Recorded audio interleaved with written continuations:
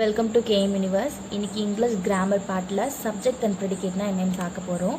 Subject and predicate complete sentence.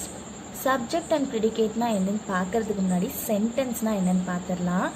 Sentence a group of words that makes complete sense is called a sentence. அதாவது என்னென்னா நிறைய வார்த்தைகளை கொண்டு ஒரு முழுமையான அர்த்தமுள்ள ஒரு தொடர் அமைக்கிறது தான் என்னன்னு சொல்கிறாங்கன்னா வாக்கியம், சென்டென்ஸ்ன்னு சொல்கிறாங்க. a group of word that makes a complete sense. அந்த வார்த்தைகளை கொண்டு அமைக்கிற நம்ம ஒரு தொடரில் ஏதாவது ஒரு அர்த்தமுள்ளதாக இருக்கணும். அந்த அர்த்தமுள்ளதாக இருந்துச்சுன்னா அதுதான் நம்ம என்னன்னு சொல்கிறோம்னா சென்டென்ஸ் அப்படின்னு சொல்கிறோம். எக்ஸாம்பிளுக்கு நான் ஒன்று எடுத்திருக்கேன். Ashok is an intelligent boy. Ashok is an intelligent boy அப்படின்னு கொடுத்துருக்காங்க. இதில் அசோக்குன்ற ஒரு பையனை பற்றி கொடுத்துருக்காங்க. இஸ் அ பாய்னு சொல்லிட்டாங்க. அசோக் இஸ் an intelligent பாய்னு சொல்லியிருக்காங்க. புத்திசாலி பையன் அப்படின்னு கொடுத்துருக்காங்க. நிறைய வார்த்தைகள் எ குரூப் ஆஃப் வேர்ட்ஸ்ன்னு சொன்னாங்களே. அசோக்குன்றது ஒரு வார்த்தை, இஸ்ன்றது ஒரு வார்த்தை, ஆனுன்றது ஒரு வார்த்தை, இன்டெலிஜென்ட்ன்றது ஒரு வார்த்தை, பாய்ன்றது ஒரு வார்த்தை. a group of words that makes complete sense. சென்ஸ்னால் ஒரு அர்த்தம் இருக்கணும் அப்படின்னு சொல்லியிருக்காங்க. அசோக் இஸ் an intelligent பாய்ன்றதில் அசோக் ஒரு புத்திசாலியான பையன் அப்படின்ற அவன் ஒரு புத்திசாலின்றதை சொல்ல வருது. இந்த மாதிரி ஒரு சென்ஸ் இருக்கிற குரூப் ஆஃப் வேர்ட்ஸ் சேர்ந்து ஒரு சென்ஸை கொண்டு வந்துச்சுன்னா அதை தான் நம்ம என்னன்னு சொல்லுவோம்னா சென்டென்ஸ்ன்னு சொல்லுவோம். அதுக்கடுத்து சென்டென்ஸ்னால் எப்படி இருக்கணும்னா அந்த சென்டென்ஸில் ஃபர்ஸ்ட் லெட்டர் கேபிட்டல் லெட்டராக இருக்கணும். அடுத்து லாஸ்ட்டில் ஃபுல் ஸ்டாப் அமைஞ்சிருக்கணும். a sentence start with the capital letter and ends with the full stop. இதுதான் சென்டென்ஸோட ரூல். ஒரு வாக்கியம் நம்ம ஆரம்பிக்கிறப்ப ஃபஸ்ட்டு லெட்டரை கேபிட்டல் லெட்டரில் போடணும். அடுத்து அது முடிகிறப்ப நம்ம ஒரு ஃபுல் ஸ்டாப் வைக்கணும். இப்படி தான் நம்ம ஒரு சென்டென்ஸை மேக் பண்ணணும். ஃபஸ்ட்டு பாயிண்ட் வந்து நமக்கு என்னென்னா a group of words that make a complete sense.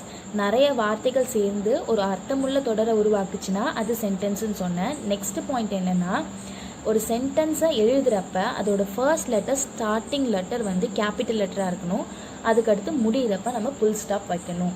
இதுதான் வந்து சென்டென்ஸ். அவ்வளோதான் சென்டென்ஸோட டெஃபினேஷன் முடிஞ்சிருச்சு. இப்போ நம்ம சப்ஜெக்ட் அண்ட் ப்ரெடிகேட்குள்ளே போகலாம்.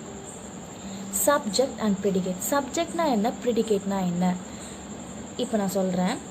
Every sentence consist of 2 part. எந்த ஒரு சென்டென்ஸ் எடுத்துக்கிட்டாலும் அதில் 2 பார்ட் இருக்கும் அப்படின்னு சொல்லியிருக்காங்க. ஃபர்ஸ்ட் என்னன்னு பார்க்கலாம்.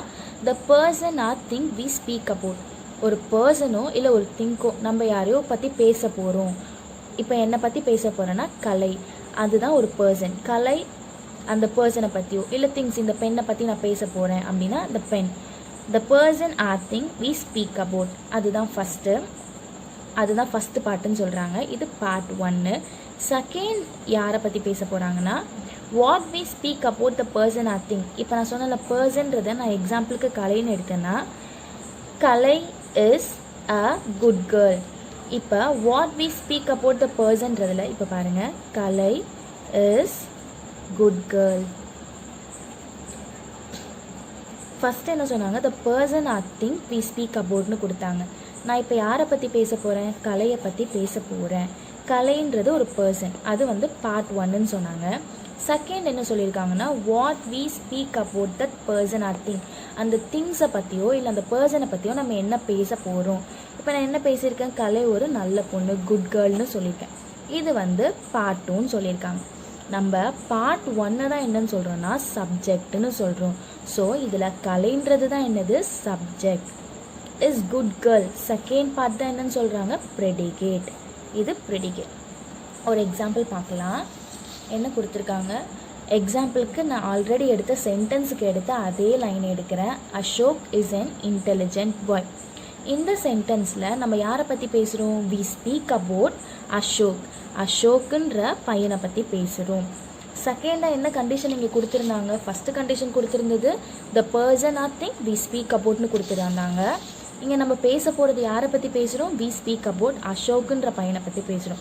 நெக்ஸ்ட் கண்டிஷன் நமக்கு என்ன கொடுத்துருந்தாங்க, what we speak about that person or thing.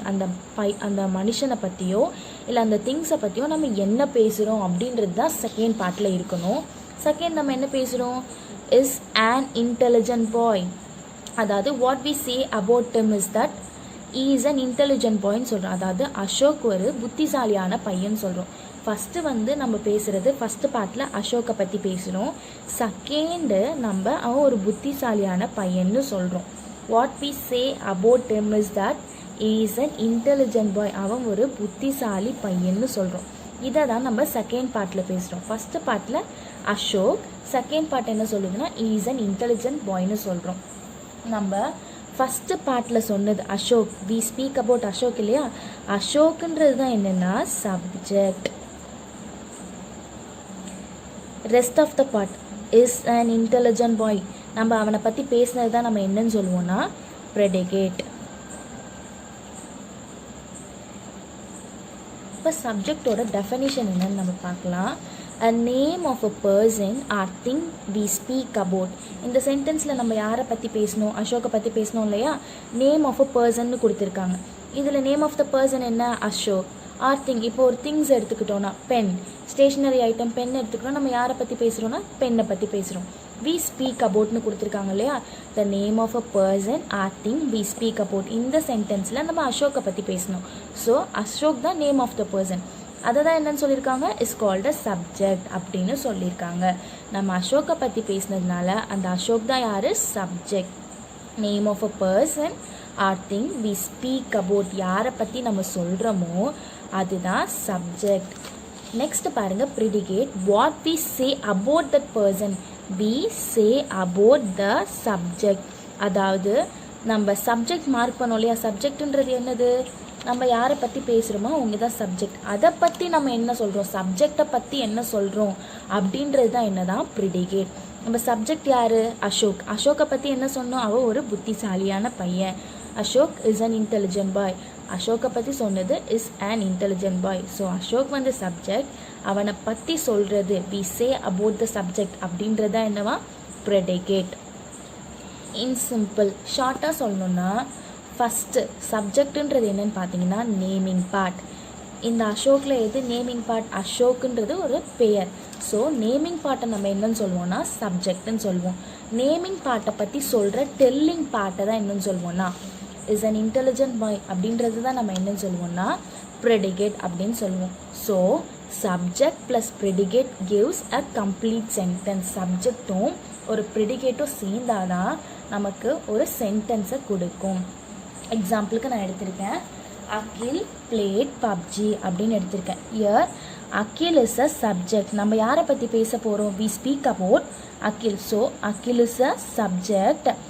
அடுத்து அவன் என்ன பண்ணுறான்றதை பற்றி பேசுகிறது தான் என்னதுன்னா ப்ரெடிகேட். அவன் என்ன பண்ணுறான், பப்ஜி விளையாடுறான், அதுதான் என்னதுன்னா ப்ரெடிகேட். அதை ஃபஸ்ட்டு நம்ம யாரை பற்றி பேசுகிறோம், அந்த நேம் ஆஃப் த பர்சன் தான் என்னன்னு சொல்லுவாங்கன்னா சப்ஜெக்ட்னு சொல்லுவாங்க. அவன் என்ன பண்ணுறான், அந்த சப்ஜெக்ட் வந்து என்ன பண்ணுதுன்னு பார்க்குறது தான் என்னது predicate. Here Akhil is a subject. அவன் என்ன பண்ணுறான், அந்த சப்ஜெக்டை பற்றி நம்ம என்ன பேசுகிறோம், அவன் பப்ஜி விளையாடுறான்னு சொல்கிறோம் இல்லையா, that is predicate.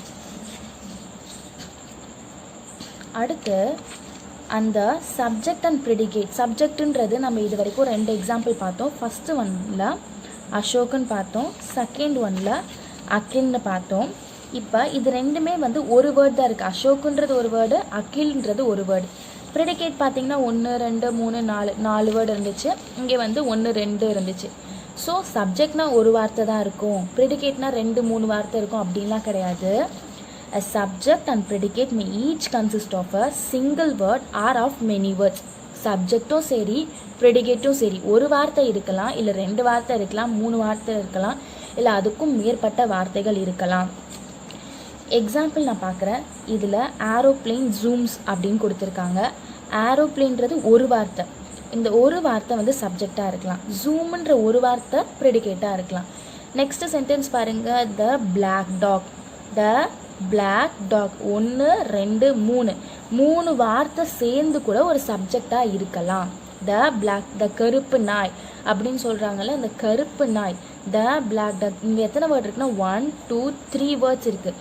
But 3 words சேர்ந்தது கூட சப்ஜெக்டாக இருக்கலாம். வித் த புவர் பெகர் அப்படின்னு கொடுத்துருக்காங்க. இங்கே எத்தனை வேர்ட்ஸ் இருக்குது, 1 2 3 4 இருக்குது. அதான் சொன்னாங்க, சப்ஜெக்டும் ப்ரெடிகேட்டும் ஒரு வார்த்தையாக இருக்கலாம், இல்லை ஒன்றுக்கு மேற்பட்ட வார்த்தையாக இருக்கலாம்னு சொன்னாங்க. அதுக்கு தான் இங்கே சம் எக்ஸாம்பிள்ஸ் எடுத்திருக்கேன். த poor little girl 1 2 3 4 words 4 words இருக்குது சப்ஜெக்டில். sat in the corner, the poor little girl sat in the corner. The poor little girl 4 வார்த்தை சப்ஜெக்டில் இருக்குது. ப்ரிடிகேட்டில் sat in the corner 1 2 3 4 words ப்ரிடிகேட்டில் இருக்குது. ஸோ சப்ஜெக்ட்டுன்றது ஒரு வார்த்தை தான், ப்ரிடிகேட்டுன்றது நிறையா இருக்கும் அப்படின்லாம் இல்லை. சப்ஜெக்ட்டும் நிறையா இருக்கலாம், ப்ரிடிகேட்டும் நிறையா இருக்கலாம். ஒரு வார்த்தையாகவும் இருக்கலாம், நிறைய வார்த்தைகளாகவும் இருக்கலாம். Mountains add to the beauty of a country. Here mountain is a subject, add to the beauty of the country is a predicate. Now இப்போது நம்ம சென்டென்ஸாக இருக்கிறதுக்கு நம்ம சப்ஜெக்ட் எது ப்ரிடிகேட் எதுன்னு பார்த்தோம் இல்லையா.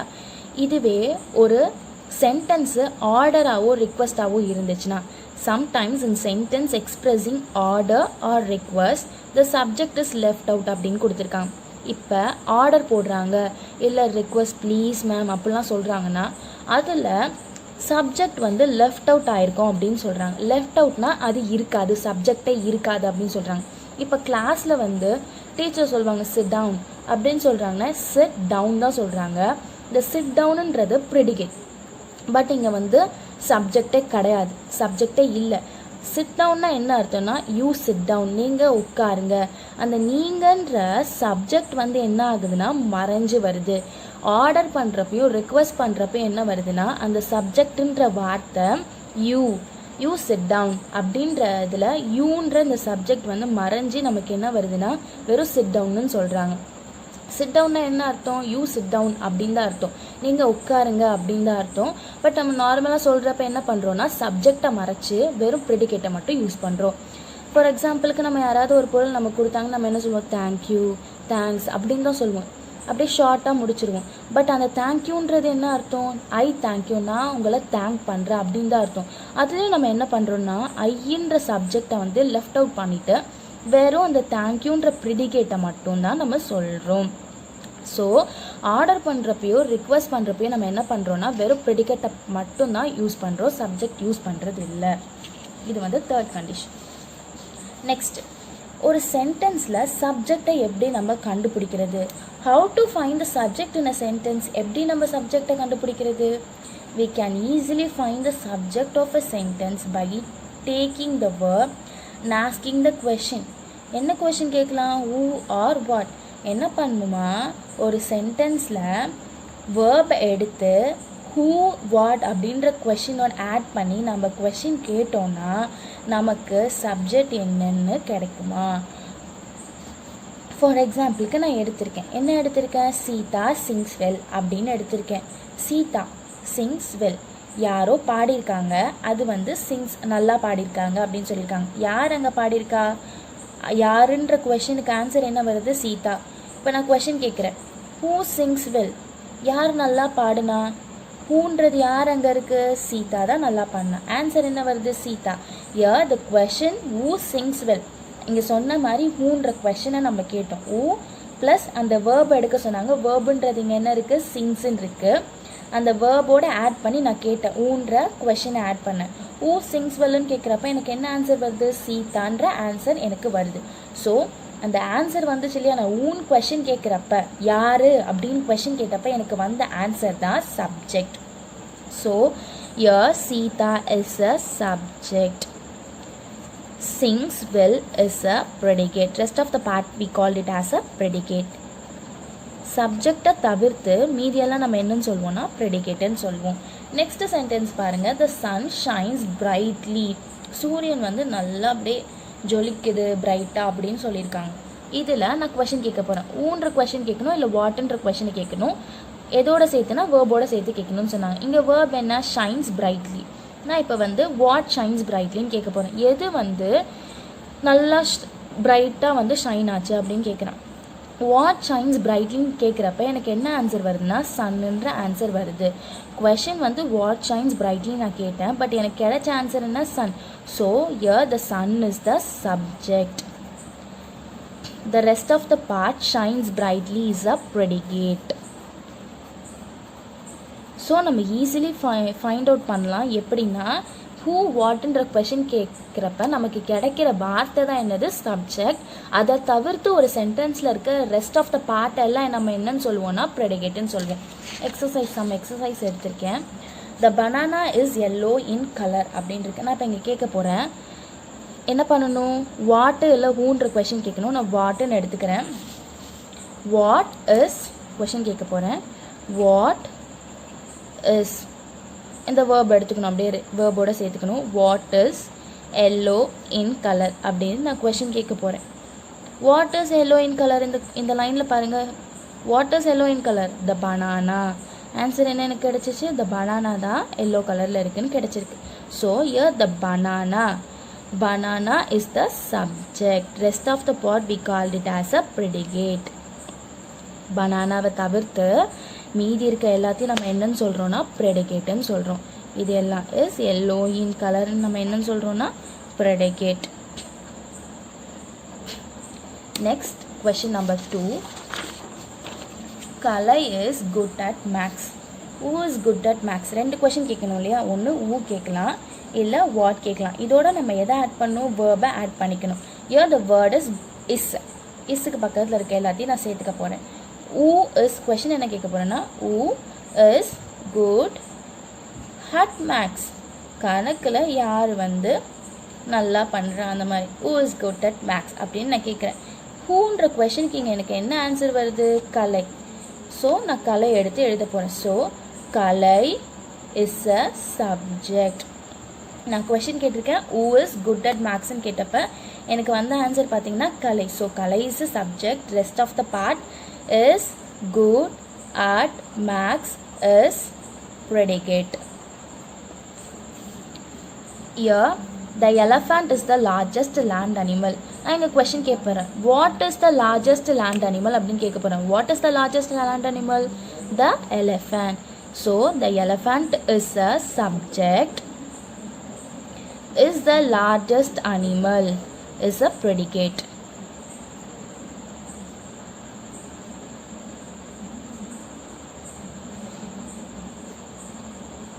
Is a predicate. Largest land animal. Next, good boys never tell lies. Good boys never tell lies. இங்கே நான் கொஷின் கேட்க போகிறேன். இது never tell lies. Tell is a verb. So நான் இங்கே என்ன கொஷின் கேட்க போகிறேன்னா ஊ நெவர் டெல் லைஸ்ன்னு கேட்க போகிறேன். அப்போ ஊ நெவர் டெல் லைஸ்ன்னு கேட்குறப்ப எனக்கு என்ன ஆன்சர் வருது? Good boy. ஸோ ஊன்னு கொஷின் நான் கேட்டப்போ எனக்கு ஆன்சர் குட் பாய். குட் பாய்ஸ்ன்றது தான் என்னது? Subject. Rest of the part we call it as a predicate. First கொஷின்லேயே பார்த்தீங்கன்னா the banana is yellow in color. Subject banana. predicate பார்த்தீங்கன்னா is yellow in color.